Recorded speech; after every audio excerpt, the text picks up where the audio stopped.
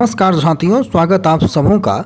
इस वीडियो में शिक्षा विभाग और शिक्षा विभाग से जुड़े तमाम पत्र, उनसे संबंधित सभी खबरें जो अखबारों में भी प्रकाशित किए गए हैं, उन तमाम बिंदुओं पर चर्चा करेंगे। सबसे पहले आपको हम बता दें कि बिहार सरकार ने पूरे देश में पहली बार 1,20,000 शिक्षकों को नियुक्ति पत्र बांटने के मसले को लेकर के पूरे देश में जो है एक तरीके से अपना ये स्लोगन कि रोजगार की बहार और शिक्षक नियुक्ति में इतिहास रचता बिहार फैला दिया है।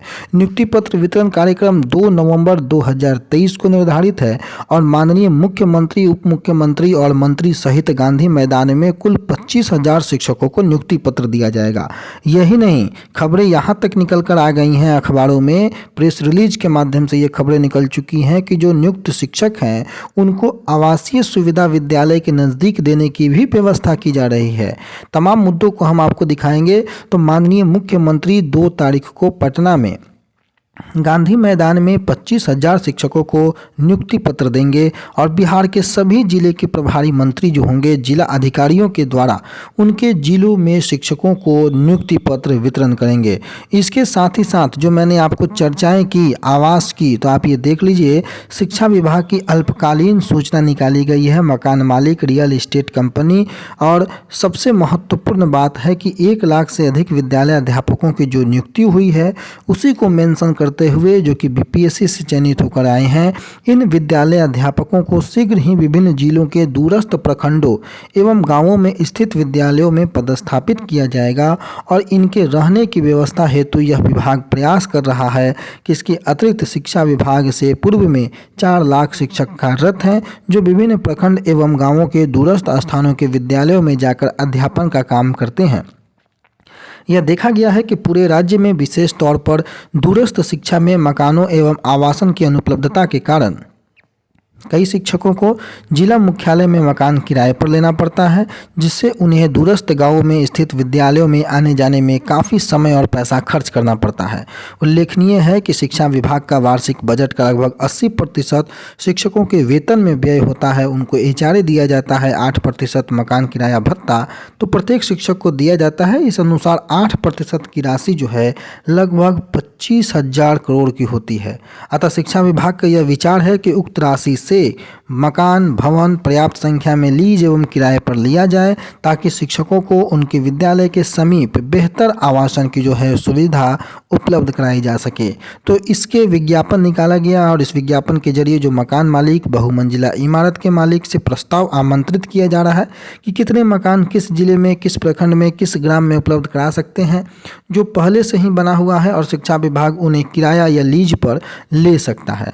तो तमाम जो रियल एस्टेट की कंपनियां हैं उनको आमंत्रित की जा रही है कि भाई आप state.bihar.gov.in पर जाकर संबंधित लिंक पर क्लिक करें, आवेदन समर्पित करें। 4 नवंबर 2023 से जो संध्या 5 बजे तक ये आवेदन जो है वो ली जाएगी और संबंधित शिक्षा विभाग के द्वारा जो प्रस्ताव जो दाता होंगे उनको एक पटना में उनकी एक मुलाकात, एक गोष्ठी की जाएगी और उसके बाद जो है इस पर निर्णय लिया जाएगा कि क्या उनके प्रस्ताव को आगे मंजूरी दी जाए या नहीं दी जाए। तो ये बहुत अच्छा पहल है शिक्षा विभाग का, देखना होगा कि कहाँ तक इसमें सफलता मिल पाती है। इसके अलावा अगर हम बात करें तो माननीय के पाठक 2 तारीख को गांधी मैदान चलना है। सारे अभ्यर्थी जो 25,000 की संख्या में अभ्यर्थियों को, जो विभिन्न प्रमंडलों के अभ्यर्थी हैं उनको, तो इस संबंध में एक पत्र जारी हुआ है जिसमें कि उनको औपबंधिक नियुक्ति पत्र जो मिला है वो और आधार कार्ड, ये 2 चीज़ उनको लेकर के जाना होगा। अगर ये 2 चीज़ नहीं रहेगा तो उनको जो है अंदर प्रवेश की अनुमति नहीं दी जाएगी। तो आप अगर नियुक्ति पा चुके हैं, आप सफल हो चुके हैं, तो गांधी मैदान में आपका स्वागत है, लेकिन औपबंधिक नियुक्ति पत्र और अपने आधार कार्ड को लेकर के जरूर जाइएगा ताकि किसी प्रकार की प्रवेश की समस्या ना उत्पन्न हो सके। इसके अलावा शिक्षा विभाग ने एक और प्रेस विज्ञप्ति जारी की है और 18/10/23 से जो काउंसलिंग की जा रही है उसमें अधिकांश अभ्यर्थी उपस्थित हो चुके हैं, लेकिन जो कुछ अभ्यर्थी छूट गए हैं उनको काउंसलिंग का अंतिम मौका भी दिया गया और जो किसी अभ्यर्थियों ने काउंसलिंग अगर अब तक नहीं कराई है तो अब वो काउंसलिंग नहीं करा पाएंगे अगर यह तिथि वो छोड़ देते हैं। तो 31/10/2023 तक की संध्या 7 बजे तक जिला शिक्षा पदाधिकारी के कार्यालय में जाइए, काउंसलिंग हेतु उपस्थित हो जाइए और 31 अक्टूबर के बाद किसी भी अभ्यर्थी की काउंसलिंग नहीं ली जाएगी।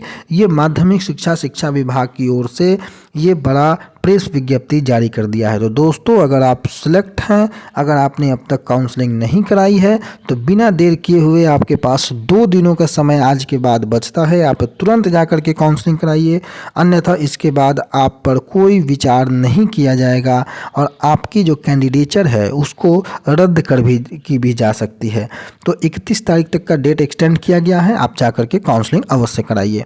इसके अलावा जो है महत्वपूर्ण विषयों को लेकर के हमने लगातार चर्चाएं की हैं और उन चर्चाओं में दूसरे चरण की जो विज्ञप्ति है, जो बीपीएससी टीआरई 2 है, इसकी संभावित जो तिथि 3 तारीख से है, इस पर भी ध्यान रखना आवश्यक है। डोमिसाइल नीति का लागू होना बहुत अधिक आवश्यक है दोस्तों। बगैर डोमिसाइल नीति के बहाली की जो परिस्थितियां हैं वो बिल्कुल उलट हो जाएगी। कारण आप देख भी रहे होंगे, कई प्रखंडों में तो केवल और केवल बाहरी लोग ही आकर के पदस्थापित हो चुके हैं। हालांकि बिहार सरकार ने ही उन्हें आमंत्रित किया था, इसलिए इसमें उनकी कोई गलती नहीं है।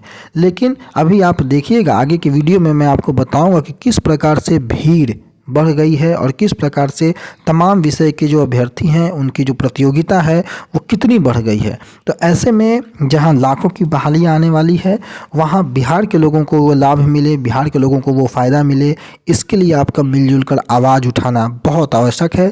डोमिसाइल नीति की मांग कीजिए, डोमिसाइल लागू होगा, बेनिफिट बिहार के लोगों को होगा और लोकतांत्रिक तरीके से अपनी मांगों को रखिए। दूसरी ओर सप्लीमेंट्री रिजल्ट का भी मैटर अब तक फंसा हुआ है। बिहार में जो बीपीएससी को लेकर के तमाम जो माननीय supreme court, Patna high court, तमाम जगहों पर जो न्यायालय में वाद दायर किए जा चुके हैं, उस पर भी अभी संज्ञान माननीय न्यायालय को लेना है। उस पर क्या दिशा निर्देश आता है, यह भी देखने योग्य बात होगी। 30 तारीख को अभी आपको पता है 2 तारीख को नियुक्ति पत्र मिलने वाला है, उस पर स्टे लगाने की जो बात है उसको लेकर के भी सुनवाई संभावित है। आगे कई रीट पिटीशन दायर हो चुके हैं, तो 30 को पटना हाई कोर्ट भी खुलने वाला है। उसके बाद तमाम मुद्दों की सुनवाई भी होगी, उसमें क्या नतीजा निकल कर के आता है उस पर भी ध्यान रहेगा। तो जो भी प्रकार की संभावनाएं बनती हैं, उन संभावनाओं से इतर जा कर के डोमिसाइल नीति को जो है लागू करवाना प्राथमिक उद्देश्य होना चाहिए तमाम बिहार के जो अभ्यर्थी हैं, जो शिक्षक बनने का सपना देखते हैं। अदरवाइज आप उसके इफ एंड बट को खुद महसूस कर सकते हैं बीपीएससी टीआरई 1.0 से अनुभव लेकर के। धन्यवाद।